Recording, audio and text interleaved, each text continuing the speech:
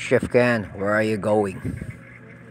I'm going to Santo Niño de Cebu for Managkot Mitch. Okay, chef. Tirada rago. Muagto ko karon ko sa Senyor Santo Niño go sa Cebu go. Tara, kuyugi ko niyo go. Ug tan-awa niyong view go sa Cebu go.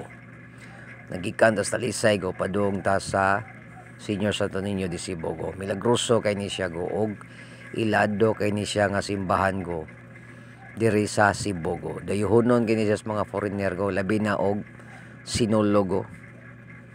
Makita ninyo go kung unsa kadaghan ang tao sa Santo Niño de Cebu go. So karon go ni sakay ta sa van go. Kay kaning sa adlaw go padung sa go magluto sa kasal go. Pero nakapanaad na ko go. Kay na ako'y luto go nga nagsunod-sunod go mga 3 ka luto go. Ang last go katong Christining go katong Lunes go. So once nga makaluto gani ko go or na ako'y cater go nga akong panaad sa Ginoo go nga mamalit ko og mga birhen go. Gikan pa dito sa Davao go. Mamalit yung kog birhen go basta na ako'y mga pakyaw luto go or mga catering go. Basta makakwarta ko go. Nagikan sa luto-luto go. Mamalit ko og birhen go. So mao ni ang SMC side sa Cebu mga go. Nakita niyo go kung unsa kadako go. So katong dili taga Cebu, pwede mo mga riri, gwapo kay ning lugaraha. Duol siyang dagat, SRP. Din makita niyong view nga perting gwapuha mga go. Inani kanindot ang lugar sa Cebu. Din kaning right side nako nga naay bridge, mo ni siya ang Sisilex. Ara ko moagi unyang taon-taon. Padung ko sa Opon kay naa ang kasal nga akong lutuan ito. Pero sa di pa ta mo agto sa kasal mga go. Kuyoge ko ninyo ug tan-awa ninyong video. Ayaw mo mga pangatugo ha para makakita mo sa lugar sa Cebu kung unsa ka gwapo go. Inani kanindot ang agianan padulong sa SRP go. Mulusota ni go sa Plaza Independencia go. Taas kay ni siya nga highway go. Then walay traffic go. Careful lang gid mo sa drive go. O kanang left side ra go nga inyo makita nga na mga building go. Mao na siya ang Ludo go. Naadra ang oil factory go. Then doon na siya sa carbon market go. Mao na siya ang dagsaanan go sa mga tao nga mamalingki sa carbon go. Barato kay go. Then doon na siya spasil go. Naidaghang mga isda na mga go. Kung gusto mo mamalingki go. Guwapo kayo sa tanan go. Barato sa kay go. Then karon go na nata sa Perono go. Hapit na ta mo gawa sa SRP go. Makita niyong view go kung unsa ka gwapo go. Then mao nang Cebu City go, Plaza Independencia go. Pwede mo rin magdit-dit go. Then karon go mulabang na ta go. Padong na ta dito sa Senyor Santo Niño nga simbahan go.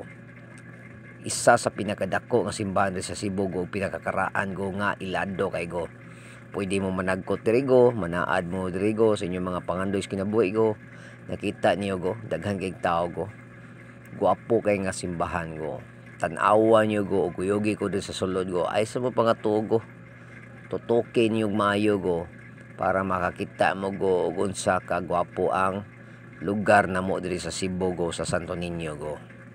Mga artista go, mga foreigner go nga naglain-lain gikan sa tibok kalibutan go, mudayo sila diri sa Santo Niño go para lang yun mo tan-aw go. Ang uban go mag-video-video, mag-camera go diri sa sulod sa Santo Niño go. Careful lang mo go, mananghid lang mong tarong go para di sad mo kasabahan. So nakita nyo go, di pa na maogo og Sinolo go, halos di na mo kalihok kus kadaghan sa katawo ra go. So katong mga ganahan mga ri sa Cebu, pwede mo mga ri mga go. Kay kaning among lugar sa Cebu go, welcome kay ni go sa tanan go, labi nag mga Kristiyano go, bisag unsang relihiyon go nga ganahan mo tan-aw diri go mo experience go. Pwede mo sulod go. Naamoy freedoms pag sulod go, nakita nyo go daghang kay mga santos go.